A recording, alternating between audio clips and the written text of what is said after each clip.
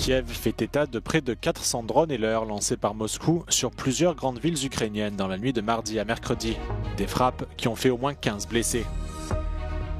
La ministre des Affaires étrangères de l'autorité palestinienne, Warsen Agabekian, se dit choquée par l'inaction de l'Europe et réclame des mesures concrètes à l'égard d'Israël. Nouvelle nuit de bombardement en Ukraine. Kiev affirme que la Russie a lancé environ 400 drones et leurres, ainsi qu'un missile balistique dans la nuit de mardi à mercredi. Les frappes ont visé plusieurs grandes villes, dont Kharkiv, Odessa, Zaporijjia, ainsi que Kryvyi Rih, la ville natale du président ukrainien Volodymyr Zelensky. Une attaque contre 2 zones résidentielles dans la région de Vinnytsia a blessé au moins 8 personnes, 5 d'entre elles souffrant de graves brûlures et 2 se trouvant toujours dans un état critique. Des dégâts matériels importants ont par ailleurs été signalés dans un village de la région de Kharkiv, ainsi que dans l'oblast de Zaporijjia, qui avait déjà été la cible de plus de 400 frappes mardi. Ces attaques visaient des zones résidentielles et des sites énergétiques selon les autorités. Volodymyr Zelensky affirme que la Russie ne change pas de stratégie et appelle à un renforcement systémique de la défense ukrainienne. La Maison-Blanche a récemment annoncé la livraison prochaine de missiles Patriot à Kiev par l'intermédiaire de l'OTAN. Une annonce que Donald Trump a confirmée en début de semaine lors d'une conférence de presse avec le chef de l'Alliance Mark Rutte à la Maison-Blanche. Le président américain s'est dit très déçu de Vladimir Poutine, après l'avoir exhorté à parvenir à un accord de paix avec l'Ukraine avant le 2 septembre, sous peine de lourdes sanctions commerciales. Le Premier ministre ukrainien Denis Shmyhal a présenté sa démission ce mardi, première étape de ce qui devrait être un remaniement important du gouvernement de Volodymyr Zelensky.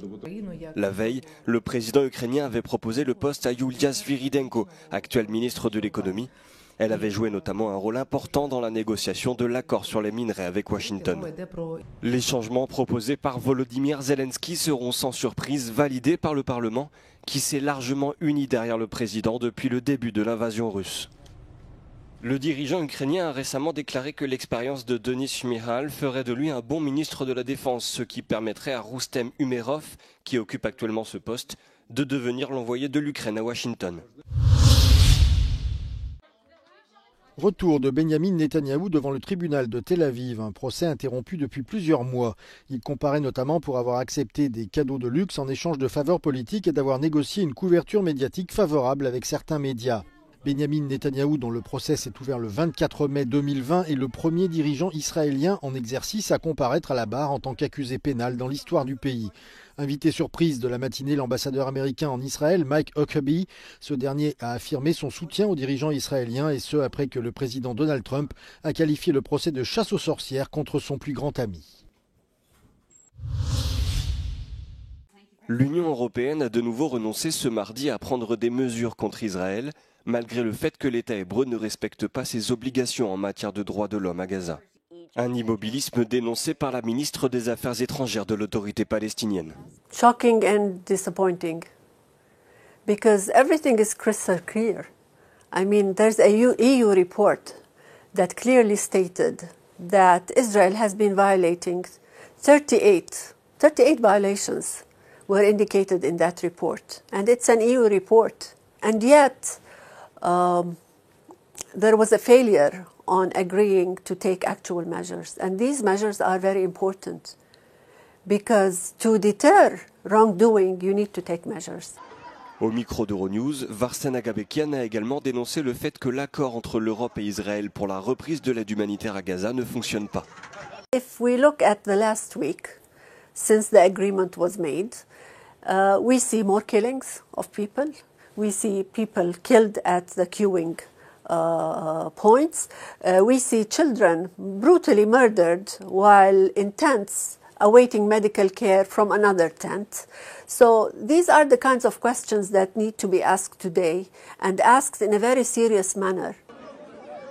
Interrogée sur les rapports selon lesquels le Hamas détourne de l'aide humanitaire, la ministre n'a pas démenti, mais a défendu l'ancien système international. Look, there are conflicting reports on this. But regardless, whatever is being offered in Gaza is not meeting the needs of the Gazans. There was a modality in the past, and that modality was working because the international organizations were distributing the aid, and they had like 300 points of distribution. Today we have a new modality with 4 points of distribution. Invariably, you will have crowds, massive numbers of people queuing to get food. And under such circumstances, you are putting people in a risk of harm. Dans son rapport publié le 9 juillet, l'ONU a estimé que le nombre de personnes qui risquent de mourir de faim à Gaza ne cesse d'augmenter. 43,8 milliards d'euros d'économies. Ce mardi, François Bayrou a détaillé une série d'annonces qui permettront de réduire le déficit public. Le Premier ministre a assuré vouloir réviser l'abattement de 10% dont bénéficient les retraités et le remplacer par un forfait annuel de 2 000 euros. Il a également annoncé une année blanche pour toutes les prestations sociales. Les pensions de retraite seront gelées et donc désindexées de l'inflation qui devrait être de 1% cette année. Des mesures loin de faire l'unanimité. Quand on voit l'inflation de tout le reste à côté, 10 euros en moins, c'est quand même pas rien. 10 euros quand même, ça joue. Ça joue quand même. C'est pas grand-chose, mais ça représente, on va dire, une comparaison, 10 baguettes. Donc 10 baguettes, eh ben, on en a besoin. Je suis pas d'accord sur le principe. Quand on a une retraite à peu près correcte, ça va.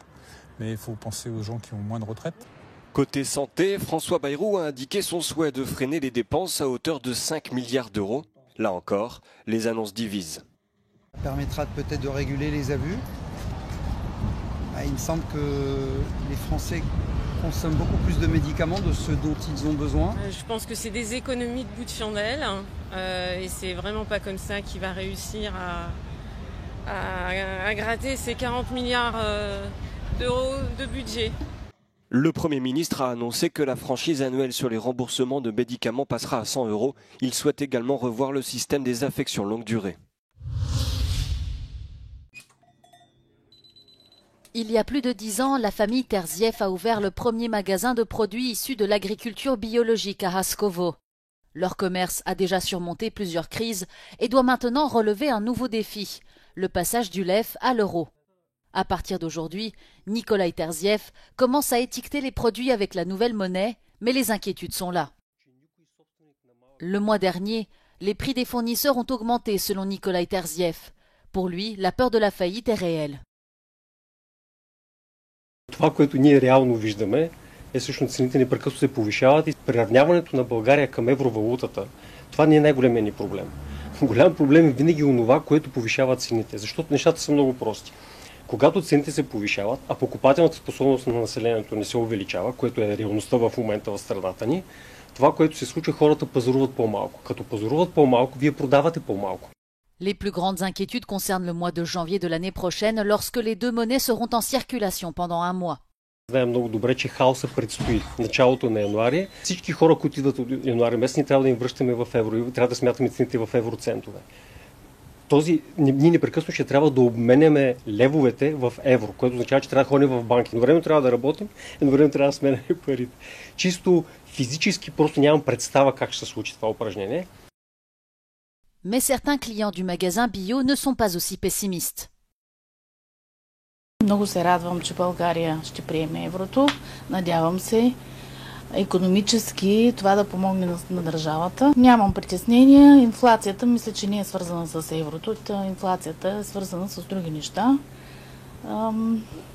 Надявам се, че всичко ще мине добре и няма да има изкуствени увеличения на някакви си цени. La plupart des habitants ne se précipitent pas pour échanger leur argent pour autant.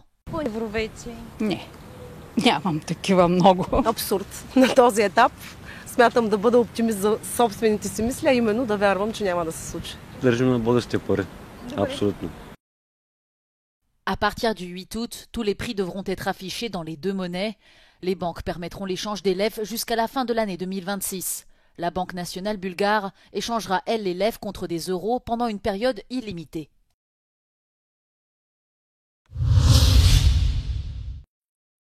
Au moins 2 personnes sont mortes dans le New Jersey à cause de fortes pluies tombées ces derniers jours.